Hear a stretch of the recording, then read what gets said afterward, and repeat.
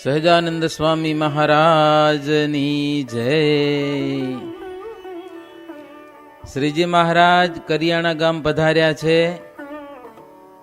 ત્યાં મહારાજને બુરજ બહુ ગમી ગયો. આમ રસ્તાની આ બાજુ છે ત્યાં મહારાજ ઉતારો કર્યો. મહારાજ બુરજની શોભા જોઈને બહુ રાજી થયા હો. શું કામ? એક બાજુ નદી અને આમ મોટો પર્વત અને આ બાજુ જગ્યા ઘણી બધી સારી હતી. અને હિંડોળા ખાટ પર જઈને પ્રભુ બેઠા. બુરજની ચારે બાજુ સંતો ઉતર્યા અને રાજાઓ અને હરિભક્તોએ ચારે બાજુ ફરતા ઉતારા કર્યા. ઘણા રાજાઓ ભેળા હતા મહારાજ ભેળા, સંતો હરિભક્તો. રાજાએ અંદર કંઈક ઉતારો રાખ્યો હશે મહારાજ માટે, પણ મહારાજ કે આવું મકાન તમારું ગામમાં નહીં હોય કે લ્યો આવું સરસ. એટલે પ્રભુ ત્યાં જ ઉતર્યા છે. મહારાજ શું કે? મહારાજ કે આવા મકાનમાં જો અમને ઉતારો આપતા હો તો અમે તમારે ગામ આવીએ કે લ્યો. એવું ગમ્યું મહારાજને. ત્યારે રાજા કે પ્રભુ આપણી ઈચ્છા પ્રમાણે અહીંયા રોકાવો. હા, જે જમવાની વ્યવસ્થા લઈ આવું સીધું અહીંયા કને. ત્યાં જ લઈ આવ્યા હો. એ બુરજ ડુંગરા ઉપર જમવામાં બીજું કાંઈ નહીં, દૂધ ભાત અને સાકર. એ શ્રીજી મહારાજ જમ્યા. બસ સાંજે એટલું જ ભોજન, દૂધ ભાત અને સાકર. પછી રાત્રે સભા કરવા પાછા મહારાજ ગામમાં ગયા. હો, અહીંયા માણસો બધા આવે નહીં ને. ગામના ચોકમાં શ્રીજી મહારાજ સરસ મજાની સભા કરી. સંતો વાજિંત્રો સાથે કીર્તનો ગાયા ખૂબ. અને શ્રીજી મહારાજની અલૌકિક વાતો સાંભળી અને ગામના માણસો બધા અનીતિનો ત્યાગ કરી અને શ્રીહરિનું શરણું લીધું. મહારાજને શરણે થયા. એમ કરતા મધ્યરાત્રિ થઈ ગઈ. શ્રીહરિ કે હવે સુઈ જાઓ, સવારમાં ઉઠીને ચાલવાનું છે, માટે ગાન બધું બંધ કરો, સવારે બીજે ગામ જવાનું છે આપણે. ત્યારે ગામના રાજા પગે લાગીને વિનંતી કરી કે હે મહારાજ, અમૃત પાઈને હવે ઝેર દેશો નહીં. અમૃત આપ્યું, આટલો આનંદ આપ્યો અને ભાગી જાઓ એ તો અમને પાછું ઝેર જેવું થશે. જો જાઓ તો અમને તમારી સાથે લેજો. પ્રભુ, તમારા વિનાનું ઘર છે ને ઉજ્જડ લાગે.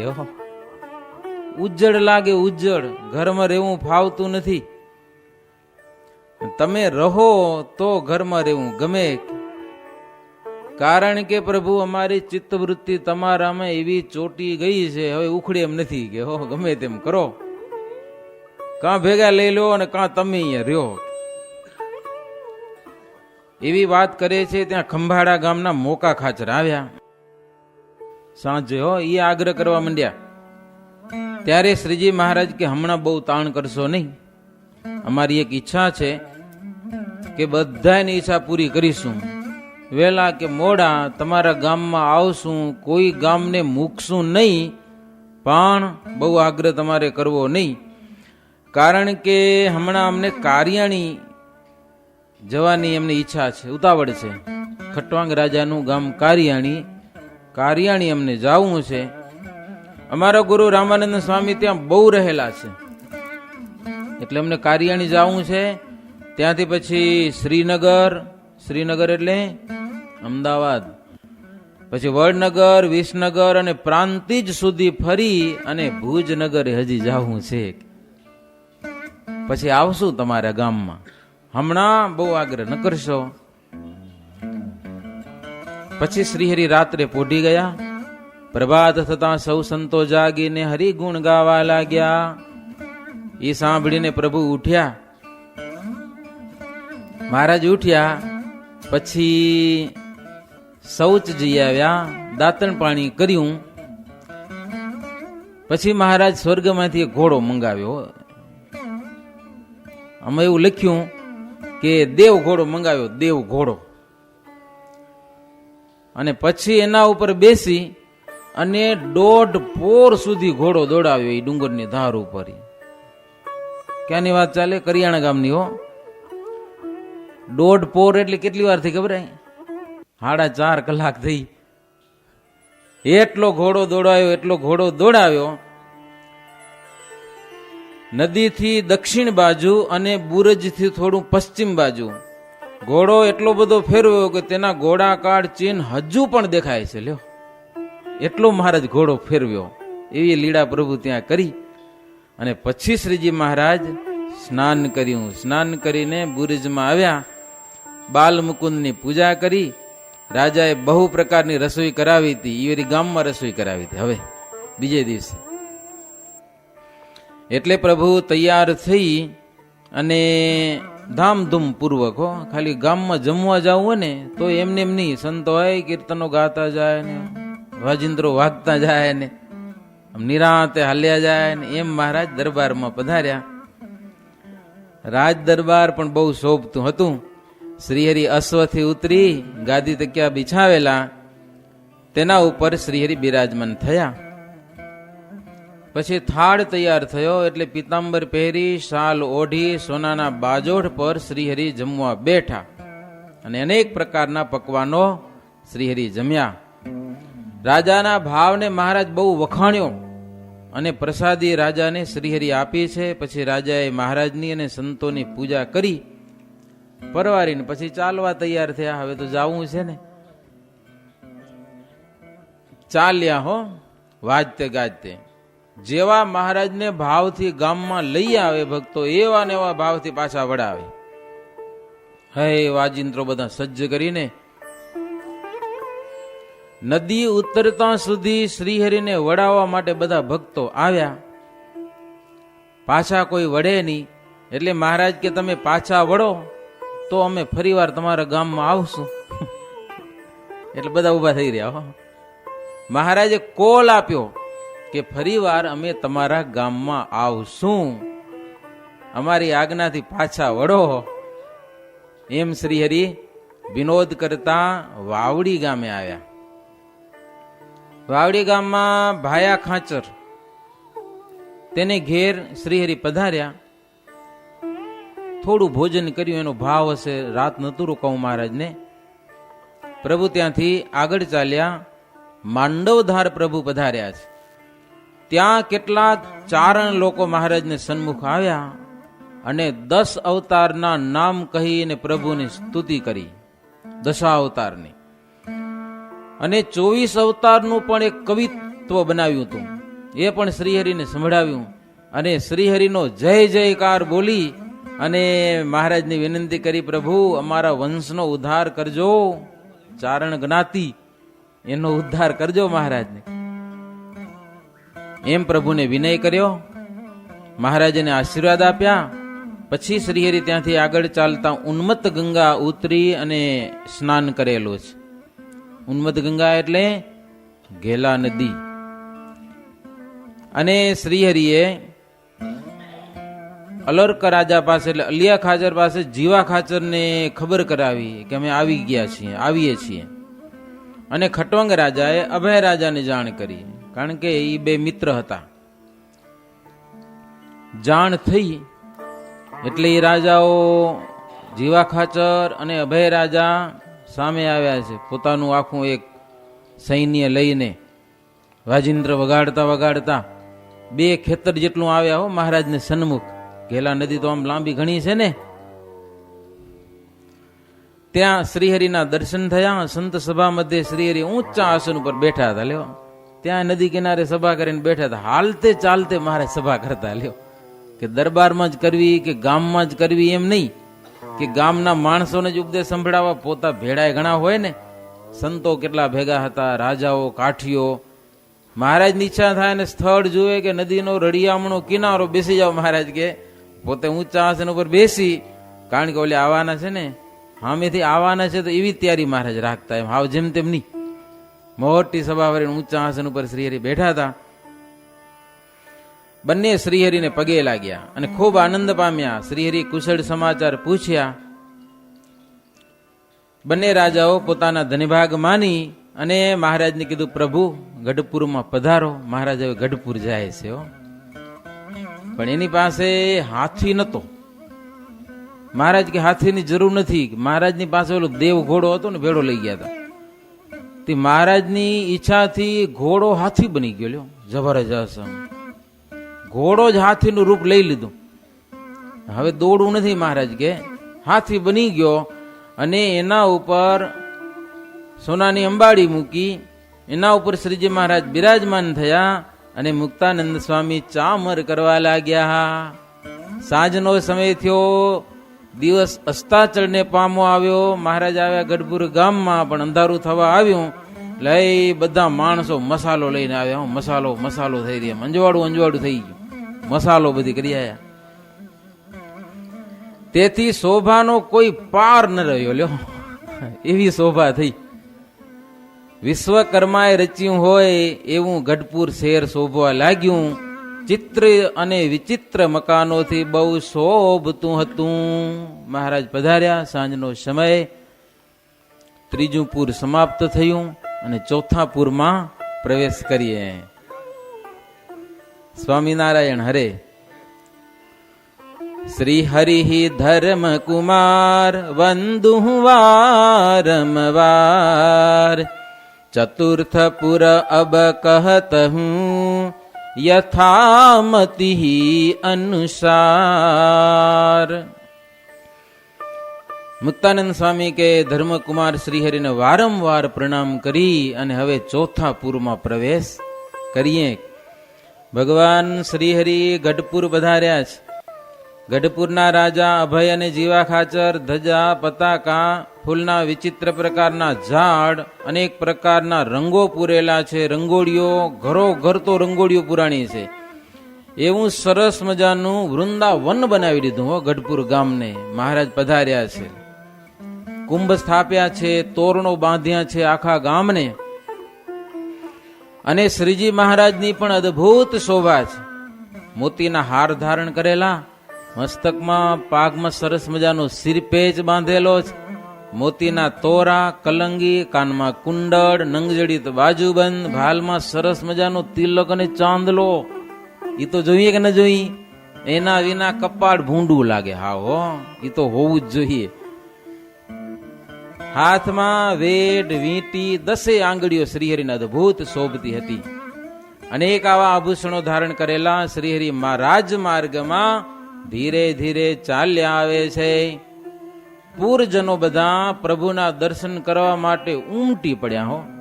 મહારાજ ગઢપુરમાં પહેલી વાર આવ્યા. સાંજનો સમય હતો, લોકો ઘરકામમાં લાગેલા, પણ પ્રભુના દર્શન કરવા માટે એવા દોડ્યા. આધારાનંદ સ્વામી લખે છે, મુક્તાનંદ સ્વામી કહે છે, દાદા ખાચર મહારાજ પહેલા વહેલા અહીંયા આવ્યા ગઢપુર શહેરમાં. કેવું હતું વાતાવરણ?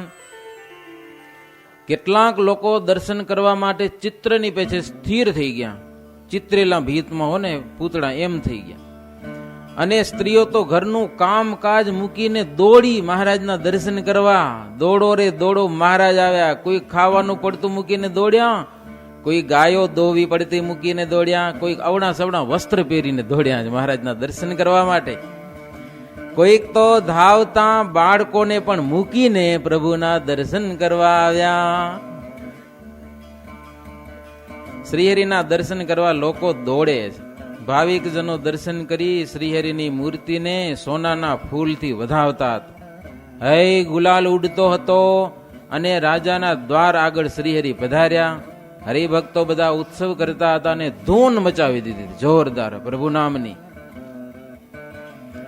માચા ખાચર ને શ્રીહરિ કીધું, મહારાજને ભય લાગ્યો કે આટલો બધો પ્રેમ આ જાવા દેશે નહીં હો. એટલે માચા ખાચર ને મહારાજ કે અભય રાજાને કયો કે અમે એક જ રાત રોકાશું. કયો વધુ નહીં રોકાય, એક રાત રોકાવું છે અમે અહીંયા કને. પછી ખટવાંગ રાજાએ અભય ખાચરને વાત કરી, મિત્ર ખરા ને એટલે એને વાત કરી, પણ અભય રાજા મૂંઝાવા લાગ્યા. બસ એક જ દિવસ મહારાજ રોકાશે આપણે ત્યાં. પણ માચા ભક્ત કીધું, જો આપણી મરજી પ્રમાણે બહુ આગ્રહ કરવો નહીં, મહારાજની મરજી પ્રમાણે અનુસરવું આપણે, એમ જ આપણે સુખ. મહારાજની જેમ ઈચ્છા હોય એમ આપણે રાજી રહેવું. એટલે અભય રાજા ટાઢા થઈ રહ્યા. પછી બહુ માથાકૂટ એવટાણે ન કરી.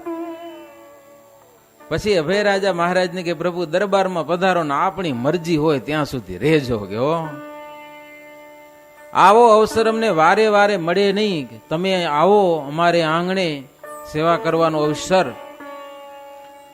પ્રભુ અભયરાજાના દરબારમાં પધાર્યા. મોતીના તોરણો તથા વિચિત્ર શોભાથી શણગારેલો હતો. ઝુમ્મર બાંધેલા હતા. એટલે આપણું જો એક ઝુમ્મર નથી, પંખા છે, પણ ઝુમ્મર બાંધે તો ઝુમ્મર જૂના મંદિરમાં હાંડીઓ હતી બધી હજી છે. સોનાના થાંભલા વાળો રાજ દરબાર દેવ ભવન જેવો શોભતો હતો. ઝૂલ બાંધેલા હતા. હીરા જડિત હિંડોળા ઉપર શ્રીહરિ બિરાજમાન થયા અને ચારે બાજુ સંતો તથા અભયરાજા બેઠા. સંતો એ ચારે બાજુ ગોઠવાઈ ગયા. અભયરાજા મહારાજની સામે બેઠા. શ્રીહરિ અભયરાજાને કહે છે કે રાજન સાંભળો, પ્રિયવ્રત અને પ્રહલાદ વગેરે રાજાઓ ભગવાન ભજીને ભગવાનના ધામમાં ગયા છે. ગયા છે ને, ધામમાં ગયા બધા. જગતમાં જે સુખ છે ને એ તો બધું અલ્પ સુખ છે. સંસારનું સુખ એમાં કાંઈ માલ નથી. કાળના ભયવાળું સુખ છે બધું. સંસારમાં તમને ગમે એટલું સુખ મળે, ગમે એટલી મોઘી મોઘી ગાડીઓ લો, હારામાં હારા બંગલા બનાવો, પણ એક દી તમારું તો નથી રહેવાનું. તો વાત તો નક્કી છે કે નહીં. સમય જતા એ કાળ તમારું સુખ લઈ લેશે. ગમે એવી હારામાં હારી પત્ની મળી હશે, પણ એક દી જવાનું છે. કાં ઈ મરશે ને કાં તમે મરશો, પણ કોક તો મરવાનું જ કે નહીં. ગમે એટલું સુખ હશે, છોકરા છૈયા પરિવાર, પણ મહારાજ કે ઈ કાળના ભય વાળું છે. પ્રકૃતિ પુરુષ સુધી કાળનો ભય રહેલો છે. જમ કે દૂતા સબ જન કુ ખાવે, તાકું કાલ પલ में गली जावे, हरि के सराना जन होवत जे हा, તાકો નામ ન લેવત તે હા. કાળ બધાને ખાઈ જાય. આપણી બધી વસ્તુ એક દી ખાઈ જવાનું છે કાળો, કાંઈ નહીં રેવા દે. પણ જો ભગવાનનું શરણું લીધું હોય તો કાળ તમારું નામ ન લે. હરિ કે ભક્ત દેખી કે તે હું, થર થર ધ્રુજત રહત એહુ, ભક્ત કી કાલ કરત સદાઈ, અખંડ ભોગ કું દેવત તાઈ. બધું ખાઈ જાય એવો કાળ છે, પણ ભગવાનના ભક્તોથી થર થર ધ્રુજે છે. ધ્રુજે એટલું નહીં, મદદ કરે એને. ભગવાનના ભક્તને કાળ છે મદદ કરે છે, સુખ આપે છે, એને ભોગ આપે છે. લ્યો, ભગવાનના ભગત થવામાં ફાયદો કેટલો ઈ કયો. અભય રાજાને મહારાજ કે જબરો ફાયદો છે ભગવાનની ભક્તિ કરવામાં. ભગવાનના શરણ વિના જન્મ મરણ અને જમપુરીના દુઃખ જતા નથી, ગમે તેમ કરો તોય. પણ જેણે શ્રીહરિનું શરણું લીધું તેને જમપુરી અને લખ 84 ના દુઃખ બધા મટી જ ગયા, સદાયને માટે મટી ગયા. શ્રીહરિનો ઉપદેશ સાંભળીને અભય રાજા તો શ્રીહરિને શરણે થયા. અને એના દીકરા હતા ઉત્તમ રાજા, એની 4 પુત્રીઓ. આ બધા મહારાજના વર્તમાન ધાર્યા. હો, ભાવ તો હતો જ ને, પણ શ્રીજી મહારાજ પધાર્યા એટલે બધા વર્તમાન ધાર્યા. પછી શ્રીહરિની પૂજા કરી, મોતીના હાર પહેરાવ્યા, બાજુબંધ બાંધ્યા, કપૂરની આરતી ઉતારી, પગમાં પડીને કીધું, પ્રભુ મારું ઘર બાર ગામ ગરાસ દેહ ગે અને મારો પુત્ર પરિવાર એ બધું તમને અર્પણ કરું છું. લ્યો, આખું કુટુંબ મહારાજને દઈ દીધું. તમે કઈક ભેટ તો કરતા હશો ભગવાનને, આ તો બધું મારો દેહ પણ તમારો, સર્વસ્વ પ્રભુને ભેટ કરી દીધી. રાજ્ય સુખ તો પ્રભુ અનેક વાર ભોગવ્યા છે, પણ હવે એની જરાય ઈચ્છા નથી રાજનું સુખ ભોગવાની. હો, તમારું સુખ આપો. હવે આપ ચિંતામણી અને કલ્પ વૃક્ષ છો, બાકી બધું કુસ્કા જેવું છે. કુસ્કા એટલે કુસ્કામાં સમજો તમે, ડાંગર ખાંડી હોય ને પછી ફોતરા નીકળ્યા હોય, એ કાંઈ કામ ના આવે. શું કહેવાય? કસ્તર. હા, કચરો. ઘઉંનું પરાર હજી કામ આવે, પણ કુસકા ઓલા ચોખ્ખા ખાંડિયા હોય ને એનું એ હાવ નક્કમ હોય, બહુ કામ ના આવે ક્યાંય. તો મહારાજ તમે ચિંતામણીને કલ્પ વૃક્ષ છો, બાકી બધું કુસકા છે. માટે રાજ્યની ઉપાધિ છોડીને આપણા ચરિત્ર મુક્તાનંદ મુનિના મુખ થકી સાંભળવાની ઈચ્છા છે. લ્યો સ્વામીને અહીંયા રાખી જાઓ કે એમ કરો, મુક્તાનંદ સ્વામીને અહીંયા કને મૂકી જાઓ. હે તમારા અદભુત ચરિત્રો સંભળાવ્યા કરે ને સાંભળ્યા જ કરું, સાંભળ્યા જ કરું. અને અમારો પુત્ર છે આ દાદો ઉત્તમ રાજા, એ તમને સોંપી દઉં છું, હવે મને ચિંતા નથી. એવી અભય રાજાની વાણી સાંભળીને શ્રીહરિ બહુ પ્રસન્ન થયા. સભામાં મહારાજ વખાણ કર્યા. મહારાજ કે અભય જેવા તો એક જ અભય, આવો ભાવ અને આવી સમજણ બીજામાં બહુ હોય નહીં. ઘણી પ્રશંસા કરીને મહારાજ બોલ્યા કે રાજન તમારે કશું છોડવાની જરૂર નથી હો, તમારો પ્રેમ જોઈને અમે ખૂબ રાજી થઈ ગયા. રાજ પરિવાર તમારે જ બધું સાચવાનું છે, અમે થોડું સાચવી. મહારાજ કે હો આ તમારું રાજ અમે થોડું સાચવી. જોકે મહારાજ લગભગ ઉપાધિ એની જ કરીએ છીએ. ઘણી બધી વાતો સત્સંગમાં છે કે દાદા ખાચરની ઉપાધિ બધી મહારાજ ઓઢી લીધી હતી. પછી અભય રાજા મહારાજની અને સંતોની પૂજા કરી, પાર્ષદોની પણ પૂજા કરી. પછી પ્રાર્થના કરી કે પ્રભુ મારી વૃત્તિ એક તમારા ચરણમાં જ રહે એવી કૃપા કરજો.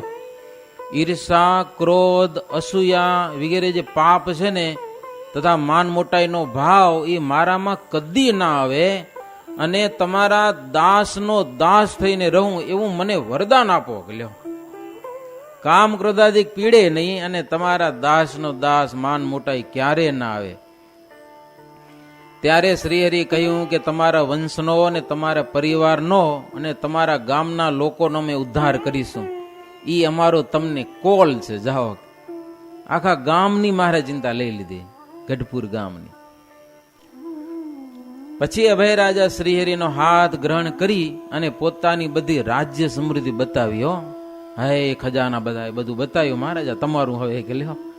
અંતપુરમાં લઈ ગયા શ્રીજી મહારાજને. અંતપુરમાં કોઈ પુરુષનો પ્રવેશ હોય નહીં. અંતપુર એટલે સમજો ને, એને સ્ત્રીઓને રહેવાનું.